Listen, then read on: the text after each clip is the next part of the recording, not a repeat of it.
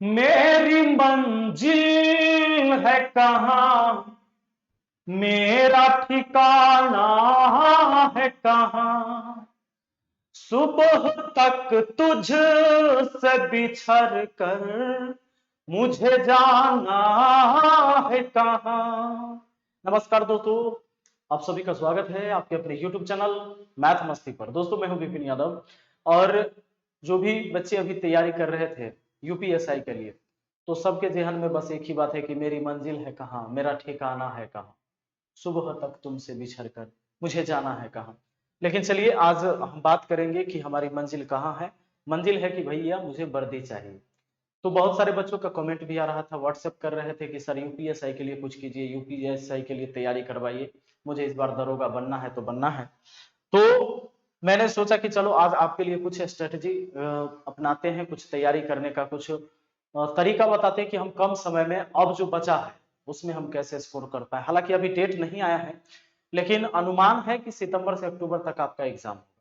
जुलाई अब खत्म, अगस्त सितंबर, अगर सितंबर भी एग्जाम हो जाता है तो मान के चलिए कि 50 से 60 दिन आपका समय अभी भी बचा हुआ है। तो अगर 50 दिन भी समय है तो हम 50 दिन में क्या कर सकते हैं। देखिए ऐसी नहीं है कि आज आप तैयारी करने आए हैं, हाँ अगर आज ही आप तैयारी करने के लिए चले हैं तब तो इस बार आपका नहीं होने वाला है, क्योंकि बहुत सारे लोग कई सालों से तैयारी लगातार कर रहे हैं और लगभग 15 लाख के आसपास बच्चों ने फॉर्म भरा है।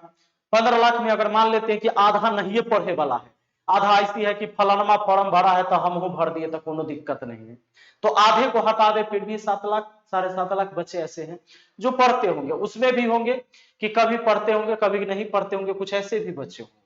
फिर भी अगर मान लेते हैं कि ये 9534 ये अगर 10,000 पोस्ट ही रहे और 1 लाख बच्चा भी अगर पढ़ने वाला हो 15 लाख, तब भी आपका टफ है।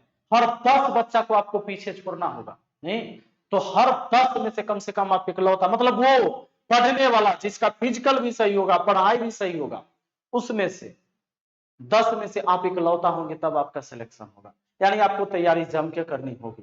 लेकिन हाँ, इतना हार्ड एग्जाम नहीं होता है कि आपसे नहीं होगा।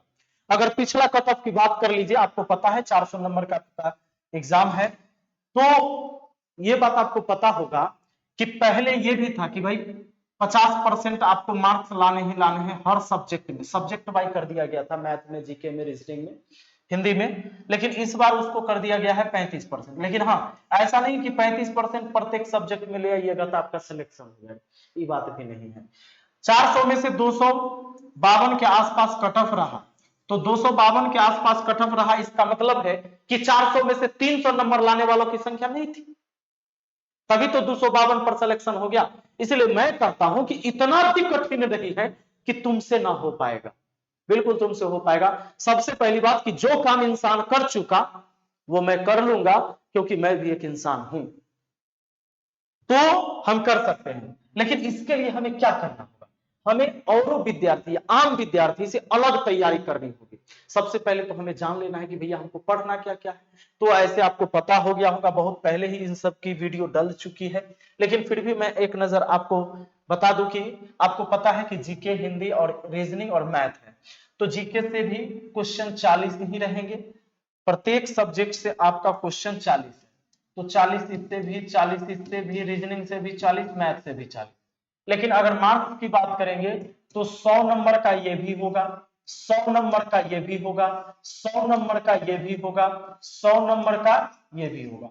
अब आप कहेंगे 100 नंबर है तो प्रत्येक क्वेश्चन कितने नंबर का हुआ, तब प्रत्येक क्वेश्चन 2.5 नंबर का हुआ, यानी 2.5 नंबर प्रत्येक क्वेश्चन हो गया। एक क्वेश्चन अगर आप सही बनाते तो 2.5 नंबर। अच्छा, नेगेटिव मार्किंग नहीं है, तो कुछ बंदा ऐसा भी होगा कि नेगेटिव मार्किंग नहीं है तो क्या हुआ, एकदम टिप देंगे, एकदम लगातार ऑप्शन सी मारोगे तो 60% ऐसे सही हो जाएगा। कुछ का दिमाग ऐसे भी चलता है। लेकिन भैया एक बात याद रखना, किस्मत के सहारे हमेशा कागज उड़ता है, पतंग तो हमेशा अपनी काबिलियत से उड़ता है। और याद रखना, किस्मत के सहारे उड़ने वाले कभी कभी उड़ते हैं, लेकिन जो अपनी काबिलियत के दम पर उड़ता है वो अक्सर उड़ा करता है। तो आप देखे होंगे कि एक कागज आसमान में तभी उड़ेगा जब कोई आंधी आएगा, कभी तो कुछ दूर उड़ के गिर गया कहीं, और उसकी भी ना तो कोई मंजिल है ना ठिकाना है। लेकिन एक पतंग अपनी काबिलियत से उड़ता है, उसमें एक धागे बने हुए रहते, उसके पूंछ लगे होते, उसमें कमानी लगे हुए थे, तो उससे क्या होता है ना, उसके अंदर काबिलियत है, वही कागज का ही बना है। लेकिन देखिए कहां आसमान को छूते रहता है। तो वो होता है किस्मत और काबिलियत में फर्क। तो याद रखना कि किस्मत के सहारे मत बैठिए। नहीं देखिए माझी द माउंटेन मैन, क्या पता किस्मत हमारा इंतजार कर रहा हो। तो आगे अगर हम इसकी तैयारी की बात करें तो मैं हूं मैथ का एक्सपर्ट, तो हम आपको मैथ के बारे में, रीजनिंग के बारे में सही सजेशन देंगे कि पढ़ना क्या है। देखिए ऐसे चैप्टर तो आपको लगभग 28-30 चैप्टर है मैथ में, लेकिन 28-30 चैप्टर से मैथ में पूछे नहीं जाएंगे आपसे, केवल अंक गणित से आपके सवाल आ रहे हैं, उसमें मेंसुरेशन भी एक ऐड है। तो अगर हम बात कर लेते हैं आपसे कि मैथ में, तो मैथ में नंबर सिस्टम जो संख्या पर आधारित प्रश्न है, फ्रैक्शन एंड डेसिमल, सिंप्लीफिकेशन और एलसीएम एचसीएम, बहुत ज्यादा लंबा चौड़ा बात है नहीं। अगर सब का हम 2-2 3-3 क्लास कर लेते हैं तो बात बन जाती है। अगर 16 चैप्टर भी है, 3-3 क्लास, 16 48, और 16 चैप्टर है तो काम चल जाएगा। बात आ रहा है समझ में? थोड़ा सा हम काले दिख रहे हैं लेकिन इसका कोई फर्क नहीं पड़ता, हम काले हैं तो क्या हुआ, दिल वाले हैं, हम तेरे तेरे तेरे चाहने वाले हैं। आइए, इसलिए हम आपके लिए वीडियो बना रहे हैं। यहां पर आप देख रहे हैं रेशियो एंड प्रोपोर्शन, उसके बाद है आपका average, time and work, time and distance, percentage, profit and loss, simple interest, compound interest, partnership, discount, table and graph और मेंसुरेशन। याद रखना टेबल ग्राफ से सबसे ज्यादा क्वेश्चन 5 नंबर इसमें आता ही आता है। और अगर क्वेश्चन लेवल की हम बात करें तो क्वेश्चन लेवल जो आपका पूछा जाएगा, देखिए इसमें क्या है कि कुछ क्वेश्चन मतलब आप 10% क्वेश्चन मान के चलिए, खास के जो एसएससी के एग्जाम में अर्थमेटिक से जैसे सवाल पूछे जाते हैं आप उसको लेके चलिए, आप बहुत लो लेके नहीं जा सकते हैं।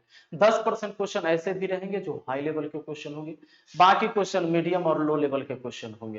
तो आपको तैयारी बेसिक अच्छा से पढ़ना है, उसके बाद हर टाइप को टच करना पड़ेगा, लेकिन ज्यादा समय नहीं लगेगा अगर आप चाह जाएंगे तो, क्योंकि 16 गो चैप्टर है।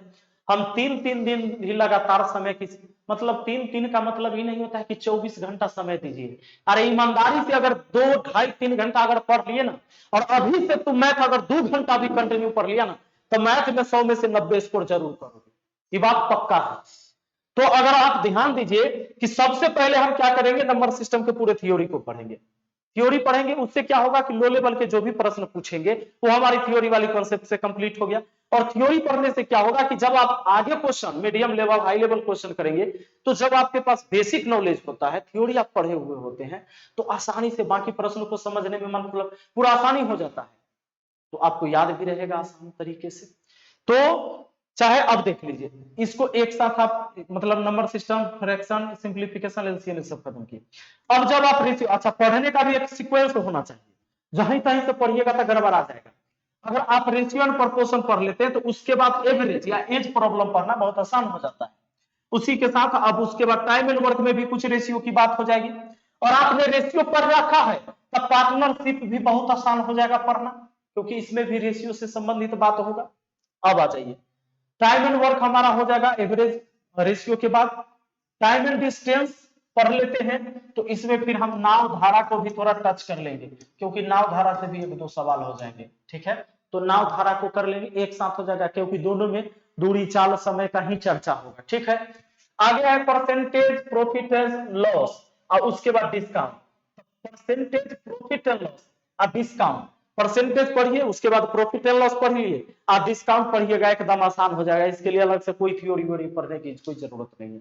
तो ऐसे पढ़ा जाता है, मतलब आपको ये पता।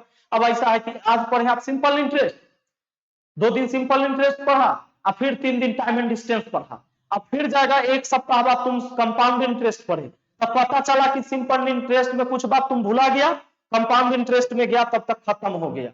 ऐसे नहीं होता है। तो आपका पढ़ने का तरीका होगा, सिंपल इंटरेस्ट पढ़े, कंपाउंड इंटरेस्ट पढ़े, अब दोनों से मिला हुआ क्वेश्चन हम पढ़ेंगे, ऐसे जाके मैथ की तैयारी होती है। उसके बाद आपका टेबल एंड ग्राफ है। टेबल एंड ग्राफ कब आएगा समझ में, जब आप रेशियो जानते रहेंगे, एवरेज जानते रहेंगे, क्योंकि इसमें औसत निकालने के लिए कहेगा, इसमें लाभ हानि निकालने के लिए कहेगा, इसमें क्रैमुल विक्रैमुल कहेगा, ग्राफ में दिया हुआ रहेगा, पाई चार्ट में दिया रहेगा, समझे कि नहीं। तब होता है पढ़ने में मजा आता है। तो फिर मेंसुरेशन तो है ही। यूट्यूब पर इन तमाम टॉपिक की वीडियो डाली हुई है, ऐसा नहीं कि वीडियो मैंने नहीं डाला है, तमाम टॉपिक का वीडियो डला हुआ है यूट्यूब पर, अगर आप चाहें तो यूट्यूब पर जाकर देख सकते हैं। आप अगर सर्च करेंगे कि मैथ मस्ती प्रॉफिट एंड लॉस, मैथ मस्ती परसेंटेज, मैथ मस्ती टाइम एंड वर्क, तो आपको मिल जाएगा। फिर भी अगर आप चाहते हैं कि एक साथ आपको पूरे सीक्वेंस में क्लास मिले, तो उसके लिए आपको एप्लीकेशन ज्वाइन करना होगा, और एप्लीकेशन पर लगता है चार्ज। तो आपको अगर 500 रुपया भी लगाते हैं, अभी तो 700 रुपया यूपीएसआई का कोर्स का दाम था, मैं इसको आज से करवा देता हूं, 500 रुपए में ही आपको कोर्स मिल जाएंगे, और सारे सब्जेक्ट के मिल जाएंगे, केवल मैथ और रीजनिंग ही नहीं, सारे subject math reasoning Hindi GK सब कुछ मिलेगा यूपीएसआई के कोर्स में, धुरीना एप्लीकेशन पर। धुरीना एप्लीकेशन आपको प्ले स्टोर से डाउनलोड करना होगा, और 500 रुपए में आराम से आप वहां पर क्लास कर सकते हैं। अगर आप जानना चाहते हैं कि एप्लीकेशन में कैसे क्लास करें, तो इस वीडियो को पूरा देख लीजिए, पता चल जाएगा आपको। और चलिए हम मिलते हैं फिर अगली वीडियो में। Thank you, best of luck.